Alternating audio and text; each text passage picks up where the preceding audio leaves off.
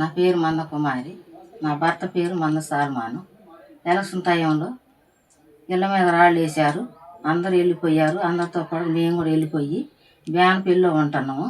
బ్యాన్పల్లి నుంచి పిన్నెల్లి వచ్చాము. పిన్నెల్లి వచ్చినాక నా భర్త మటుకి బ్యాన్పల్లిలోనే ఉంటుండు. 9వ తారీఖున నాకు ఒంట్లో బాగోకపోతే నా భర్తకు ఫోన్ చేసి రమ్మన్నాను. నా భర్త ఆ నైట్ వచ్చాడు. 9వ తారీఖున పొద్దుసాము లేచాడు.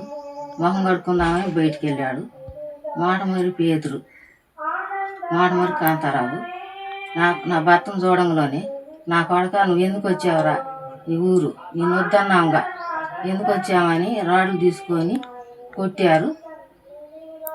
కొట్టంలోనే సృహద పడిపోయాడు. నా బస్ చనిపోయాడు.